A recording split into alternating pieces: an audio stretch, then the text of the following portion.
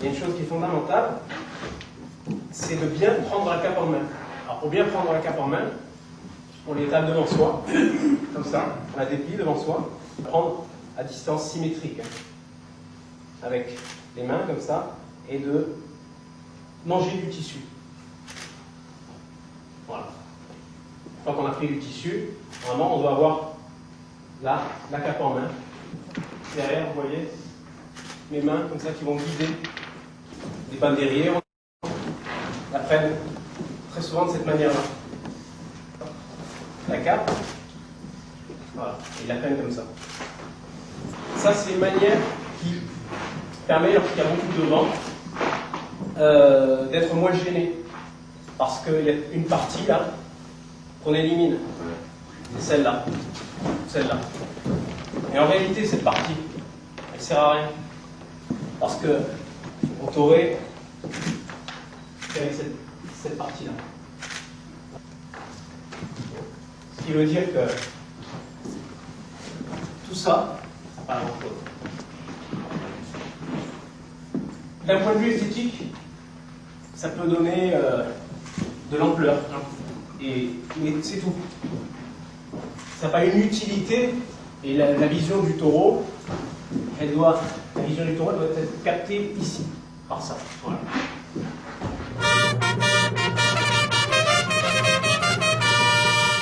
Il y a une notion qui est importante, c'est la notion de terrain. On va imaginer que là, vous avez des barrières. Classiquement, on va recevoir un taureau en partant des barrières et en allant vers le centre. D'accord ? On ne peut pas faire l'inverse. On ne va pas se mettre au centre et faire passer le taureau entre soi et la barrière. Parce que le taureau, lorsqu'il arrive en piste, son terrain, c'est toute la piste. Tout le terrain est au taureau. Le but du taureau, c'est de conquérir le terrain progressivement, donc en avançant vers le centre de la piste et en gagnant du terrain. À la fin, à la moulette, le terrain du taureau, c'est plus la piste, c'est simplement l'endroit où il est. Les choses doivent être inversées. C'est ça la domination du taureau sur le taureau. L'idéal pour recevoir un taureau, quand on ne connaît pas ses réactions, c'est de reculer avec lui. Il n'a jamais vu le cap, donc il peut réagir soit en criant, soit en freinant. Donc, reculer avec lui. Et la base d'un tauromachie, c'est d'engancher le taureau. L'engancher, c'est lui donner, de prendre sa tête comme ça, pour pouvoir faire en sorte de le guider. Donc, reculer, jeter la cape devant et commencer à conduire. Ça, c'est une autre base de la tauromachie. Conduire. Mandar. Reculer, jeter la cape et conduire.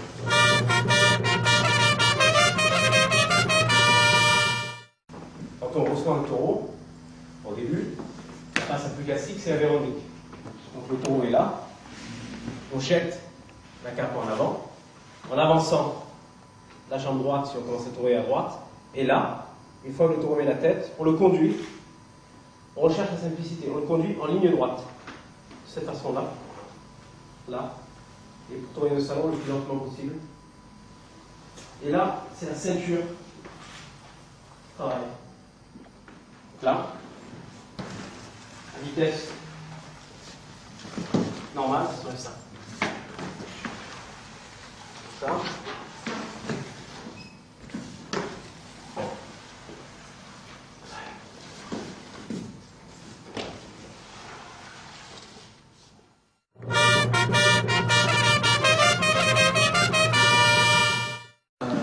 Alors, le toque de la cape n'est pas le même que celui de la moulette. La moulette, c'est on fait bouger le tissu. Le toque de la cape il est différent parce que normalement le taureau a plus d'allant. Ça a besoin de solliciter. En tout cas, quand il sort du tauril, il y a plus d'allant. Donc le truc, le vrai toque, c'est de jeter la cape devant. Ça, c'est le toque. Là. Parce que si tu fais un toqué comme ça, c'est pas suffisant. Ou alors, il va falloir quand même jeter la cape de l'os. Pour rappeler l'attention du taureau, s'il y a un taureau qui est un peu distrait, je peux très bien faire ça, c'est vrai. Et là, on va voir qu'il est sur la vision sur le dessus. Et avec la voix aussi. Ici, pas perdre ton attention. Ça c'est essentiel, de jeter la cape de l'eau. Ça enganche un peu.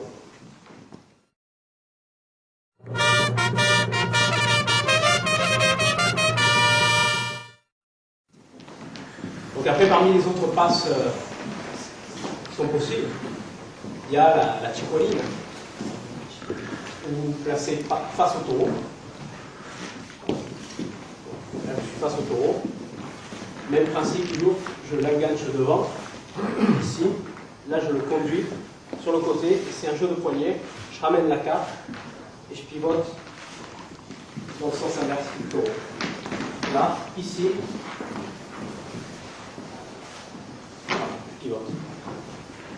Là, je pivote dans le sens inverse. Je retourne, cape devant.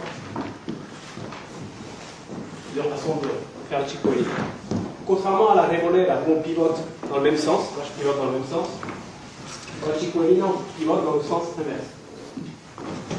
C'est-à-dire que là le taureau il est ici, je vais pivoter dans l'autre sens. Une passe qui est un kick qui est assez courant aussi, c'est la navarra. La navarra, là aussi on pivote. On appelle le taureau comme ça. Et là, on pivote dans ce sens-là.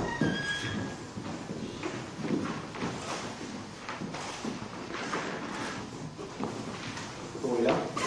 Je pivote. Et on se replace. Ça, c'est un navarra. Il y a des passes qu'on peut faire avec la cape dans le dos.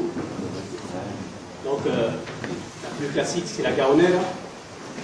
Donc la cape dans le dos, ici. Mais la cape dans le dos. C'est un kit que faisait beaucoup c'est Thomas. Pied joint. Et hop, portez la cape comme ça. Un par en avant, donnez la deuxième. Sans bouger pratiquement. Là. La troisième. Et terminé comme ça. On lâche la cape du dos. Alors après, bon, il y a des choses qui sont plus compliquées, vous montrer. De cape dans le dos, et c'est un kick dans ce style. Rattraper la cape là, là, alors il y a des tours. Là, là, voilà. Comme ça.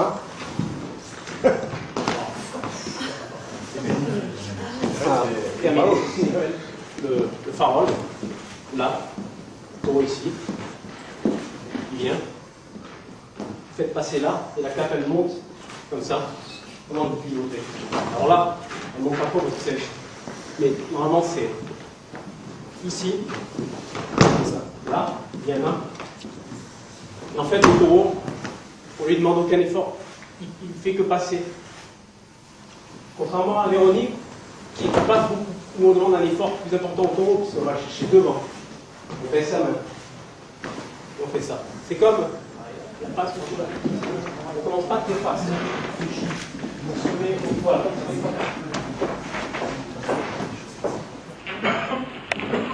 Non, regarde ce que je veux. Regarde ce que je veux. Bon. La demi, ça va. Ce que je veux. La demi Véronique, les joueurs à montre. Là. Regarde. Ici. J'ai fini là. Un pas en avant. Main droite. Pour la demi Véronique. J'ai fini là. C'est le même principe que la Véronique au départ. Là. Quasiment. Et à quasiment sur place. On va imaginer la route, c'est donc très loin qui permet de faire ça. À l'intérieur.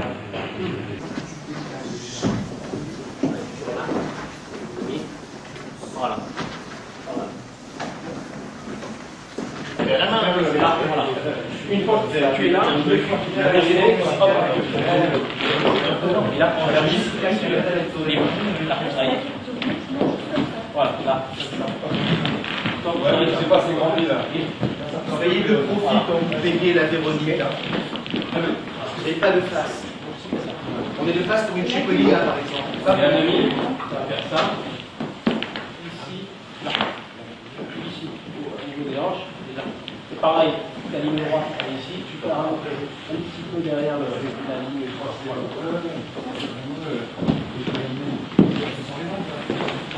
Tu sois plus sur les reins. Pas pencher l'avant.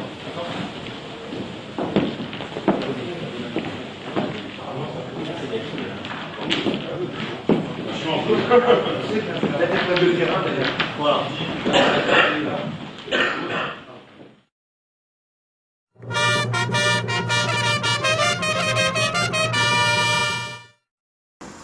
Le répertoire essentiel, c'est la naturelle, le derechazo et le passe de pecho. Le principe, le même que pour la carte, tour à droite, donc je mets là, et j'avance la moulette le plus loin possible. Là, on conduit le taureau, on l'accompagne le plus loin possible en ligne droite, ici.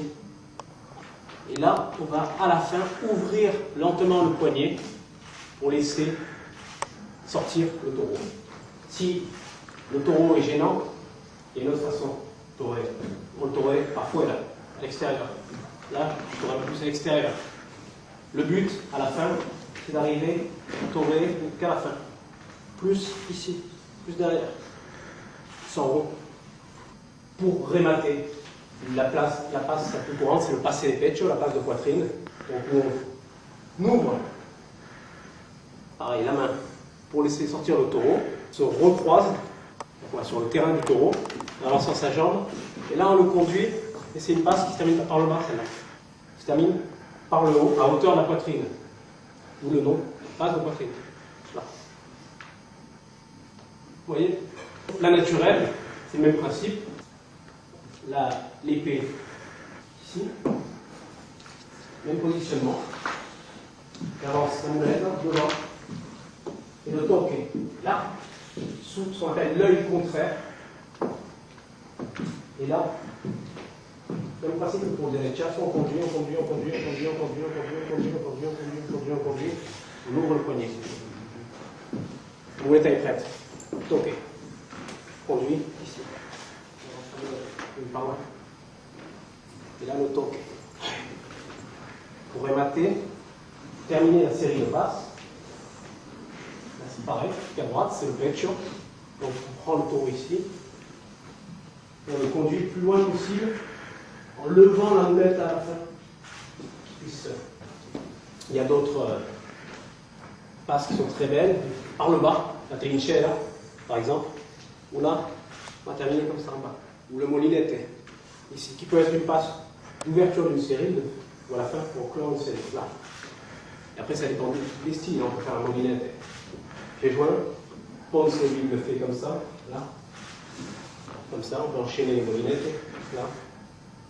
Et bon, après, dans le répertoire, il y a moins de passes de moulettes, là, mais il y en a quand même quelques-unes. Il y a la manolettina qui est revenue à la mode. Avec José Thomas qui est un admirateur de Manolete. Et au dernier moment, sortir la moulette. Et là, pareil. On termine beaucoup de faena comme ça.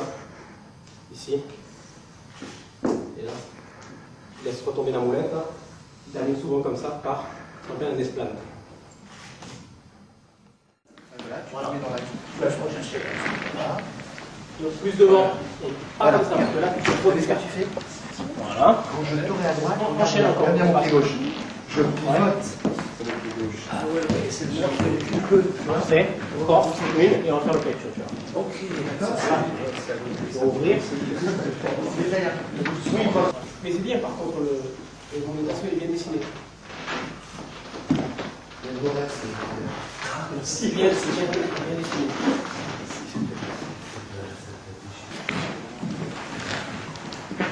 On ouvre loin le poignet.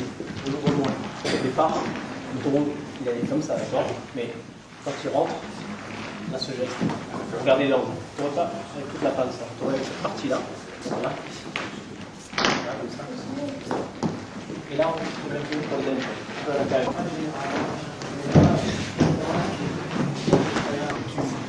Faut tomber au ralenti.